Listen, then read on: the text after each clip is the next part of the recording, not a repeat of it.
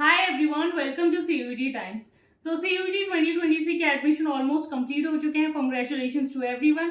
अब journey start होती है हमारे सीयूईटी 2024 की। ठीक है, सीयूईटी 2024 जो है हमारा नेक्स्ट ईयर मई में होगा। लेकिन क्या है ना कि इस बार कट ऑफ आई गेस बहुत हाई गई हैं, क्योंकि बहुत से स्टूडेंट हैं जिन्होंने 700 में स्कोर किया और उन्हें अनफॉर्चुनेटली नॉर्थ कैंपस बहुत, क्योंकि ये है ना, सबसे पहले हम ये टारगेट करते हैं, प्रिपेयर करना स्टार्ट करते हैं कि नॉर्थ कैंपस में जाएंगे। तो बहुत से स्टूडेंट्स को मिला है, बहुत से स्टूडेंट्स को नहीं मिला है। तो ये सारी चीज़ें रही हैं। कैसे यूटी 2024 की बात करेंगे, कैसे हम जो है वो प्रिपरेशन स्टार्ट करें। तो जब हम प्रिपरेशन स्टार्ट करने की बात करते हैं तो आज पहले हम सोर्स की बात करते हैं। और सोर्स है हमारा बेसिक जो है एनसीईआरटीज होती हैं। ठीक है, एनसीईआरटी हमारे हर एग्जाम के लिए, चाहे वो हमारा बोर्ड एग्जामिनेशन हो, बोर्ड्स की भी बात करेंगे, या हमारा सीयूटी एग्जामिनेशन हो, फिर हमारे जेई नीट होते हैं, या फिर फॉर दैट मैटर आप में से जो बहुत से स्टूडेंट है जो यूपीएससी के लिए प्रिपेयर करना चाहते हैं वो भी हो। क्योंकि यूपीएससी की जब आप प्रिपरेशन करने बैठते हो तो एडवांस्ड बुक से पहले जो है आपको ये रेकमेंड किया जाता है 6 से 12 तक की एनसीईआरटी पढ़ो, कॉन्सेप्चुअल क्लैरिटी करो, क्योंकि डायरेक्ट क्वेश्चन यूपीएससी भी पूछता है एनसीईआरटी से। तो एनसीईआरटी हमारा इतना ज़्यादा इंपॉर्टेंट सोर्स है। तो हमारे बोर्ड्स और सीयूटी के लिए तो एक इकलौता ऐसा सोर्स है जहाँ से आपसे ना 95% क्वेश्चन वहीं से पूछे जाते हैं। ठीक है, और डिफिकल्ट भी बनाने होते हैं ना, तो एनसीईआरटी के ही कोनों में से जो है एक दो क्वेश्चन आपसे बहुत ही डिफिकल्ट लेवल के पूछ लिए जाते हैं। तो आज हम इस वीडियो में जानेंगे कि हमें जो एनसीईआरटीज है उनको किस तरीके से कवर करना है, कैसे हमें अपनी एनसीईआरटीज को रीड करना है, क्योंकि हमारा सबसे इंपॉर्टेंट सोर्स है वो सीयूटी एग्जामिनेशन और हमारे बोर्ड एग्जामिनेशन का। क्योंकि अगर हम ह्यूमैनिटीज की बात करें तो हम आंसर ना डायरेक्टली एनसीईआरटी से लिख सकते हैं बहुत ईजिली। रेक्टाफिकेशन की हमें ज़रूरत नहीं होगी। क्यों? क्योंकि अगर हमें वो कॉन्सेप्चुअल क्लैरिटी मिल जाएगी ना, कॉन्सेप्चुअल क्लैरिटी आएगी आपकी प्रैक्टिस से। जब हम बार बार जो है उसको रीड कर लेंगे ना, तो फिर जो है हमारे माइंड में वो कॉन्सेप्ट सेट हो जाएंगे और फिर आप जो है अपने आप फ्रेम करके आंसर लिख सकते हो। बस इतनी ही सीक्रेट ट्रिक होती है और कुछ नहीं होता है।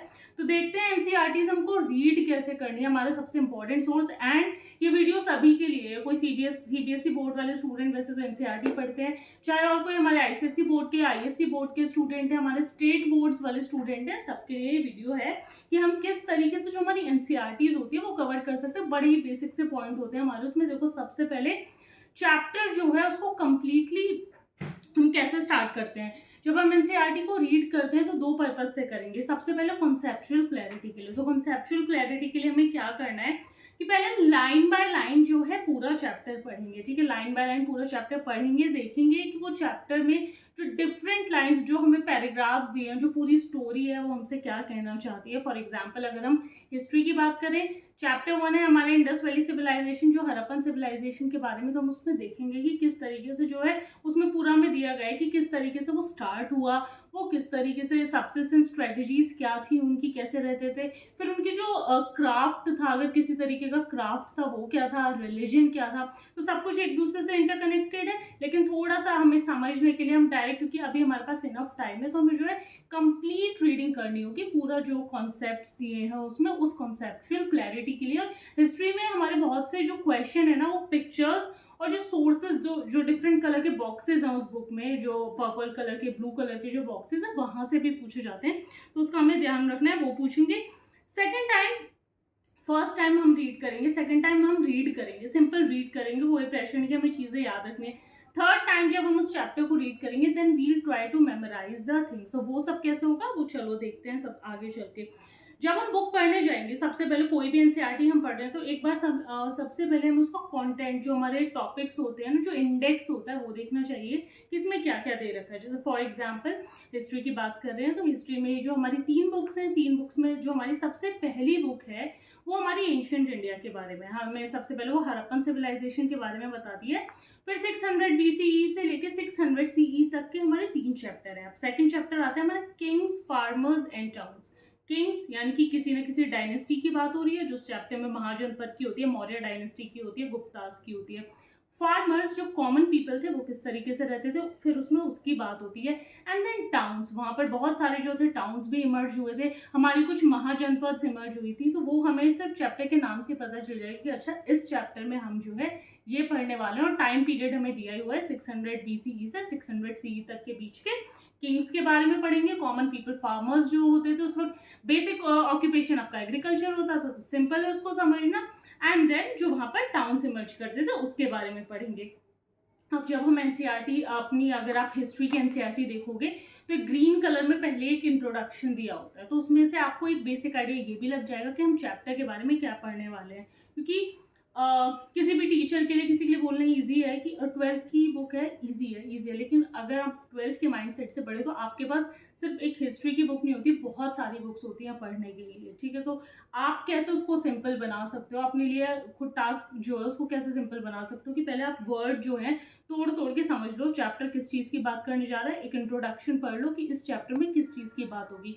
उसके बाद जो आंसर्स हैं, जो लंबे लंबे आंसर्स लिखने होते हैं या फिर हमें जो एमसीक्यू करने होते हैं, वो बहुत ज़्यादा जो है ईजी हो जाएंगे। फिर उसके बाद इतना पढ़ लिया है, उसके बाद फिर एक बार पूरे चैप्टर को रीडिंग स्टार्ट करने से पहले देखो कि इस चैप्टर में जो हेडिंग्स हैं वो क्या क्या दी हुई हैं। जैसे India, Harappan civilisation, Indus Valley civilisation की बात करें, सबसे पहले उसमें सबसिस्टेंस स्ट्रेटजीज हैं, फिर एग्रीकल्चरल टेक्नोलॉजी है, फिर क्राफ्ट के बारे में बात होती है, फिर वहाँ के हड़प्पा के जो एंड में जाके आपके रिलीजन की बात होती है। तो इस तरीके से कुछ, ये तो ब्रॉड सब हेडिंग है, और भी हेडिंग्स है उस चैप्टर में, उनकी बात होती है। तो पहले एक बार अपना पेज टर्न करो और देखो वो सब क्या है। उसके बाद उसमें भी सब हेडिंग है, ठीक है, सब हेडिंग होती है जो आपकी बड़ी बड़ी हेडिंग्स देती है, उनके नीचे एक उसके जो 3, जैसे फॉर एग्जांपल 3 दिया हमारा 3.1, इस तरीके के पॉइंटर्स, थोड़ी सी आवाज़ आ सकती है, बैकग्राउंड नॉइज, राइट। तो वो हमें जो है किस तरीके से क्या क्या दिया हुआ है, ठीक है। एक बार ये समझ लोगे, ये समझ लोगे तो आपको ये समझ आ जाएगा कि अच्छा चैप्टर में जो है हमें ये करना है। सबसे इम्पॉर्टेंट है चैप्टर, इसके बाद बहुत ज़्यादा इजी हो जाता है कवर करना। एक दो टिपिकल चैप्टर भी होते हैं, ऐसे नहीं सारे इजी है, पर अगर ये समझ लोगे ना तो बहुत इजी हो जाएगा कि हम जो है चैप्टर को किस तरीके से रीड करें।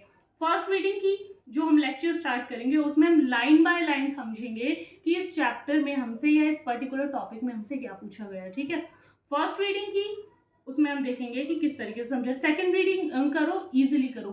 थर्ड रीडिंग में क्या करना है, टॉपिक्स को रिलेट करना है आपस में, किस तरीके से हैं, छोटे छोटे जो है, जैसे बुक के साइड में ना इंडेक्स की जो हमारे थोड़ी सी स्पेस दी होती है, ब्लैंक स्पेस, वहाँ पे हम शॉर्ट पॉइंट्स बना सकते हैं अपने, ठीक है। शॉर्ट पॉइंट बनाओगे तो समझ आता जाएगा। अच्छा, जब थर्ड टाइम रिवाइज करने जाओगे, फोर्थ टाइम रिवाइज करने जाओगे, तो इस लाइन में जो है इसके बारे में दिया था, उस तरीके से शॉर्ट पॉइंटर्स बना लो। जब वो शॉर्ट पॉइंटर्स आपको याद रहने लगेंगे ना, तो आपका आंसर जो है अपने आप बन जाएगा। जो आपसे बुक के लास्ट में आंसर पूछे जाते हैं, आपके जो बोर्ड एग्जामिनेशन में आते हैं, राइट, तो वहाँ से जो है आंसर राइटिंग प्रैक्टिस भी धीरे धीरे आपकी होने लगेगी। लेकिन वो कैसे होगी, तब आप एनसीईआरटी जो आपका बेसिक सोर्स है उसको बिल्कुल समझ जाओगे कि इस पेज पे मुझे ये दिया है, इस पेज पे मुझे ये दिया है। उसके बाद आंसर राइटिंग में कोई भी प्रॉब्लम नहीं होगी, क्योंकि आपको तब तक जो कॉन्सेप्ट्स क्लियर हो जाते हैं ना। एंड ऐसा बोलते हैं कि अगर आप को उस क्वेश्चन से रिलेटेड कुछ जो आता है आपको अटेम्प्ट जरूर करना चाहिए, किस तरीके से, क्योंकि क्वेश्चन से रिलेटेड आपने कुछ ना कुछ उस चैप्टर में पढ़ा जरूर होगा, और अगर अच्छे से सच में पढ़ा होगा, कॉन्सेप्ट्स क्लियर होंगे, तो आप कुछ भी लिख सकते हो। कोई भी तरीके का क्वेश्चन आ जाए आप उसका आंसर जरूर फ्रेम कर सकते हो। पर इस सब के लिए हम जो है स्टेप बाय स्टेप चलेंगे। सबसे पहले हम जो है अपने कॉन्सेप्ट्स है उस पर फोकस करेंगे, अभी हमारे पास टाइम है, उसको क्लियर करेंगे। उसके बाद हम आंसर राइटिंग प्रैक्टिस भी साथ साथ करेंगे। तो जो आपके बोर्ड्स के आंसर्स के लिए और सीयूईटी के एमसीक्यूज के लिए जो भी हम प्रैक्टिस करेंगे, दोनों के लिए बहुत ज़्यादा इफेक्टिव होगी, ठीक है। तो बस ये है, बेसिक है हमारी एनसीईआरटीज जो है, उन्हीं को हमें एकदम होली चाइल्ड, होली ग्रेल समझ के उसी से स्टिक करना है, और उसी पे जो है अपनी जो सारी चीज़ें हैं फिलहाल के लिए हम एनसीईआरटी से ही स्टार्ट करेंगे, वहीं से कवर करेंगे। एंड आई होप आपको क्लियर हुआ है कि एनसीईआरटीज को पढ़ना कैसे है। बहुत ज़्यादा रॉकेट साइंस नहीं है, बहुत ही सिंपल है। और अगर आपको सारी चीज़ें समझ आई हैं तो प्लीज़ चैनल को सब्सक्राइब कर देना, और हम लेक्चर्स जो है डेली अपलोड करेंगे, जिससे आपकी काफ़ी ज़्यादा हेल्प हो जाएगी। Thank you so much.